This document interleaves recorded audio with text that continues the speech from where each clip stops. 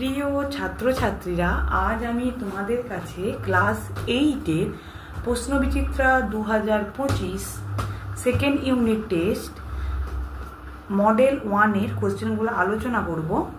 একে আছে সঠিক উত্তরটি নির্বাচন করো। একের দাগে আছে অনুঘটকের সক্রিয়তা বৃদ্ধি নির্ভর করে এ আয়তনের উপর, বি ভরের উপর, সি ক্ষেত্রফলের উপরে, ডি ঘনত্বের উপর। উত্তর হবে সি ক্ষেত্রফলের উপর। দুয়ের দাগের বরফের উপরে 1 বায়ুমণ্ডলের চাপের সমান পরিমাণ চাপ বাড়ালে বরফের গলনাঙ্ক প্রায় A 0.0003 degree Celsius, B 0.0005 degree Celsius, C 0.0007 degree Celsius, D 0.0009 degree Celsius কমে যায়। উত্তর হবে সি 0.0007 ডিগ্রি সেলসিয়াস। তিনের দাগের হিম মিশ্র হলো এ বরফ ও কর্পূরের মিশ্রণ, বি বরফ ও জলের মিশ্রণ, সি বরফ ও সোডার মিশ্রণ, ডি বরফ ও নুনের মিশ্রণ। উত্তর হবে ডি বরফ ও নুনের মিশ্রণ। চারের দাগের H2S প্লাস 2FeCl3 থেকে S plus 2FeCl2 plus 2HCl পদার্থ বিক্রিয়ায় জারক পদার্থ কোনটি? A FeCl3, B H2S, C S, D HCl। উত্তর হবে এ FeCl3। জলের বাষ্পীভবনের লীন তাপ A 80 calorie per gram, B 180 calorie per gram, C 100 calorie per gram, D 537 calorie per gram. উত্তর হবে ডি 537 ক্যালোরি পার গ্রাম। ছয়ের দাগে সূর্য থেকে পৃথিবীতে তাপ আসে এ পরিবহন, বি পরিচলন, সি বিকিরণ, ডি বায়ুচলন পদ্ধতিতে। উত্তর হবে সি বিকিরণ। সাতের দাগের অম্লায়িত জলের তড়িৎ বিশ্লেষণে অ্যানোডে উৎপন্ন হয় A oxygen, B hydrogen, C nitrogen, D platinum.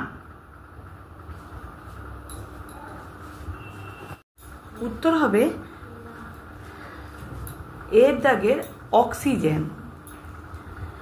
আটের দাগের পদার্থ কোনটি তড়িৎ বিশ্লেষ্য পদার্থ নয়? এ চিনি, B NaCl, C KOH, D MgSO4। উত্তর হবে এ চিনি। নয়ের দাগের বর্জ্য গর্ভ মেঘের নিচের দিকে থাকা আধান এ ধনাত্মক, বি ঋণাত্মক, সি আধানবিহীন, ডি উভয়। উত্তর হবে বি ঋণাত্মক। দুয়ের দাগে নিম্নলিখিত প্রশ্নগুলির উত্তর দাও। একে আছে কোন কোন ধাতু মিশিয়ে ফিউজ তার তৈরি করা হয়?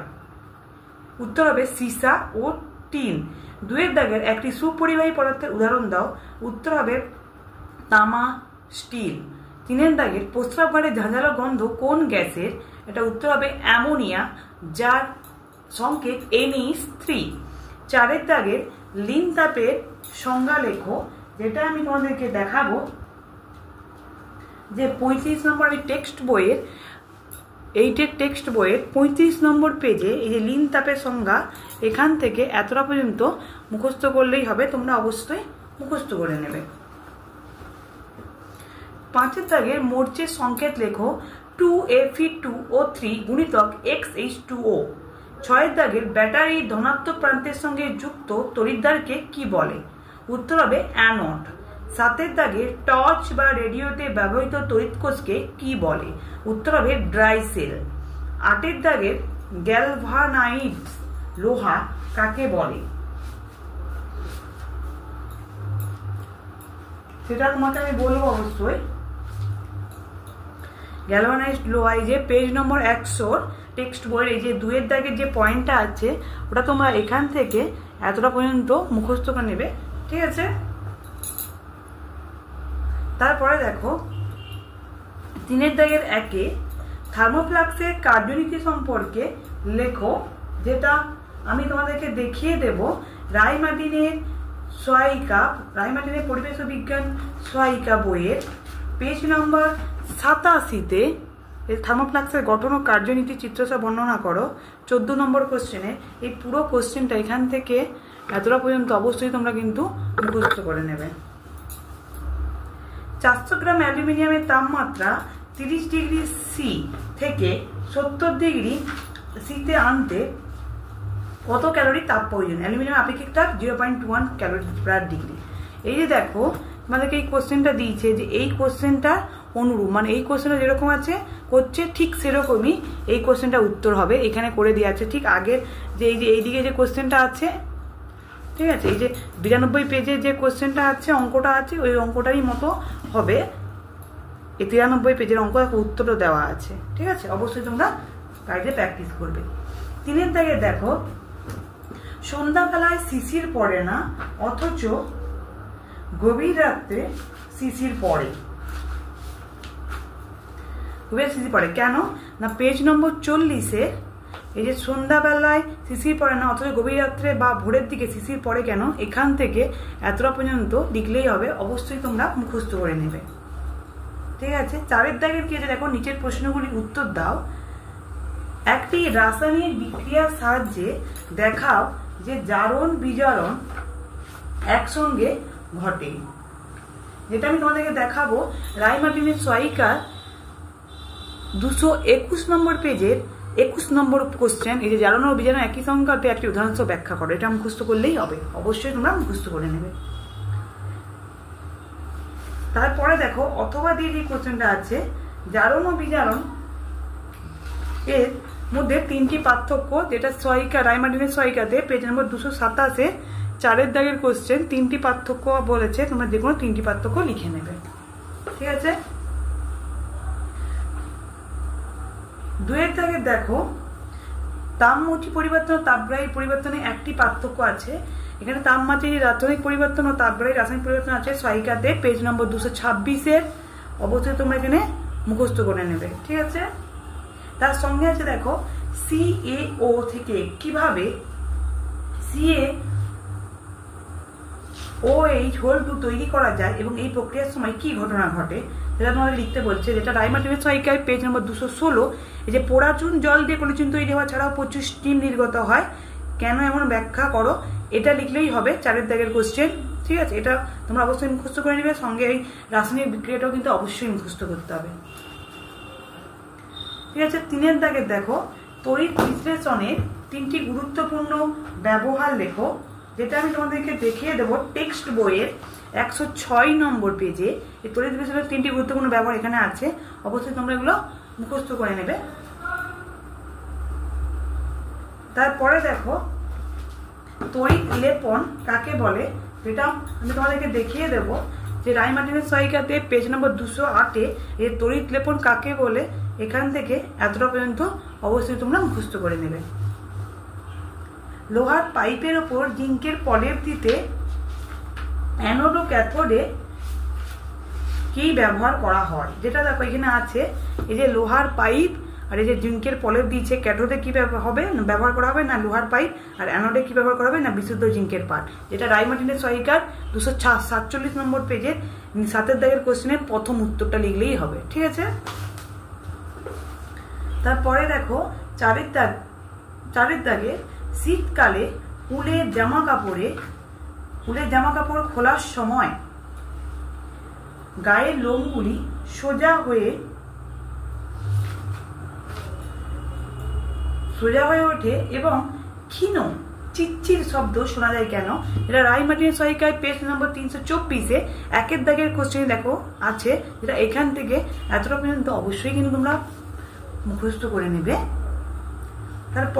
তারপরে দেখো, অথবা আছে, ভূপৃষ্ঠে বজ্রপাত কিভাবে হয় তা কারণ সহ ব্যাখ্যা করো। যেটা দেখো পেজ নম্বর 325-এ এই যে 10 দাগের কোশ্চেন, ভূপৃষ্ঠে বজ্রপাত কিভাবে হয় তা কারণ সহ ব্যাখ্যা করো।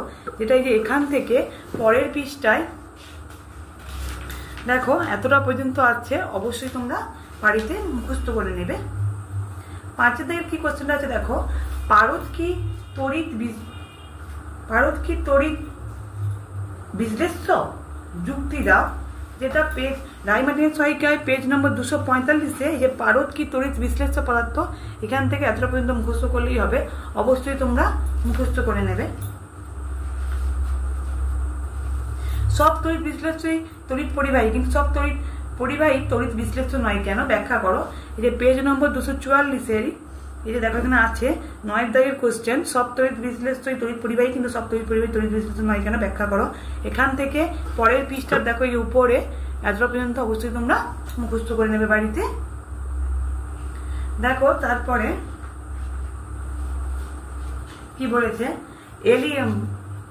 অথবাটা কি বলেছে দেখো, এলইডি কি, যেটা রায় মার্টিনের সহায়িকাতে পেজ নম্বর 237-এ দেখো এলইডি কি এখানে আছে, অবশ্যই তোমরা মুখস্থ করবে। তার সাথে সাথে অবশ্যই এলইডি ফুল ফর্মটা কিন্তু মুখস্থ করে রাখবে, এটা কিন্তু শর্ট কোশ্চেন হিসেবে পরীক্ষায় আসতে পারে।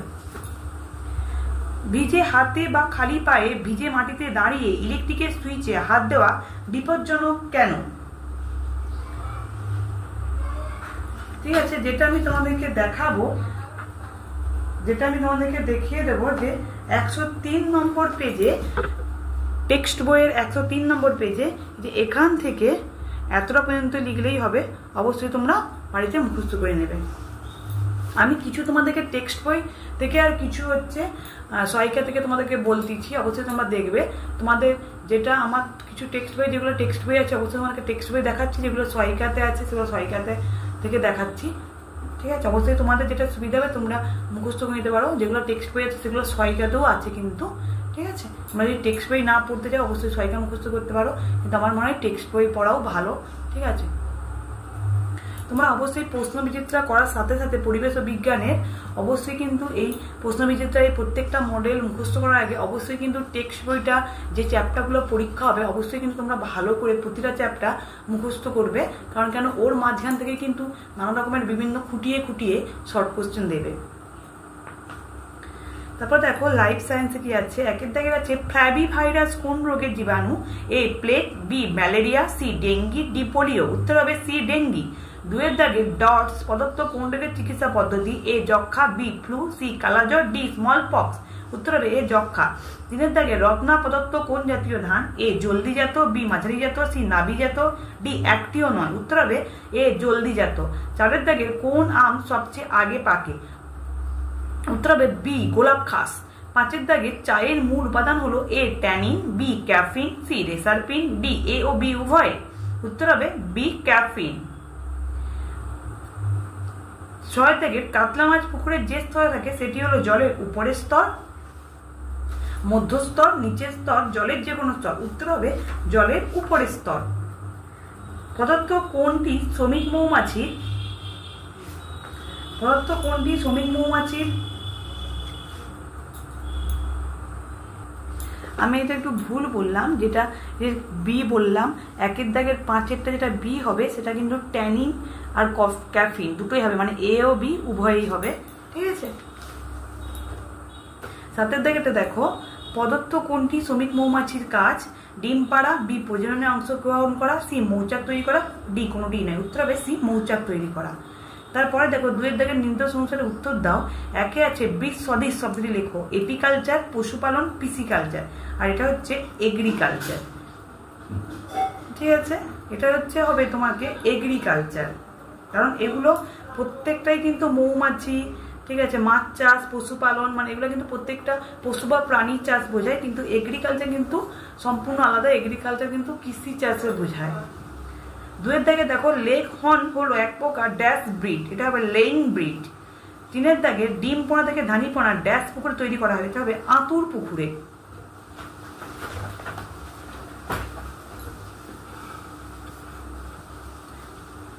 তারপরে দেখো তিনের দাগে একে আছে মেজর কাপ ও মাইনর কাপের যে কোনো দুটি পার্থক্য লেখো।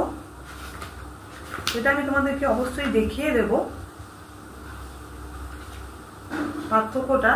রায়মার্টিনের সহায়িকায় পেজ নম্বর 465-তে, এই যে পেজ নম্বর 465 দেখো মেজর কাপ ও মাইনর কাপের যে পার্থক্য আছে, এখানে যে কোনো 3টা থেকে 4টা মুখস্থ করলেই হবে।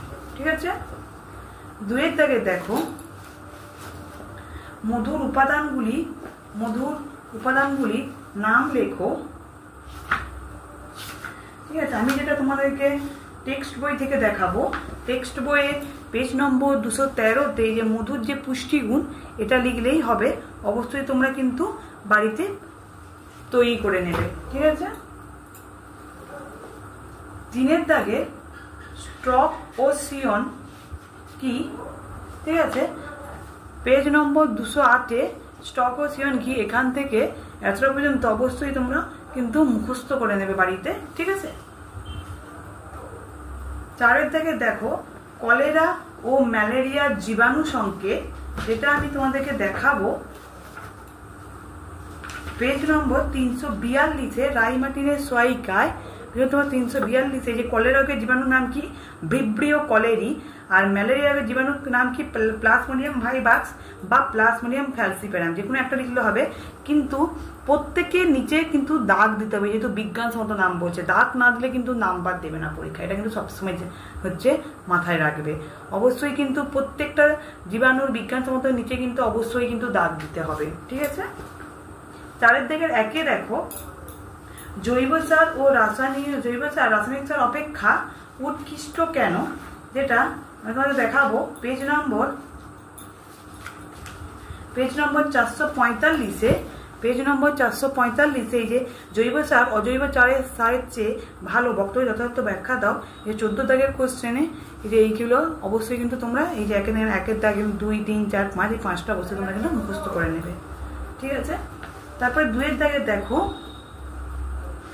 ডিপ লিটার পদ্ধতি কাকে বলে, এই দেখো পেজ নম্বর রায়মার্টিন সহায়িকায় পেজ নম্বর 453-তে এই যে ডিপ লিটার পদ্ধতিতে সম্পর্কে যে ধারণা দাও, এটাই দেখো ডিপ লিটার পদ্ধতি কাকে বলে আছে, এই যে এখান থেকে এতটা পর্যন্ত অবশ্যই তোমরা কিন্তু মুখস্থ করে নেবে।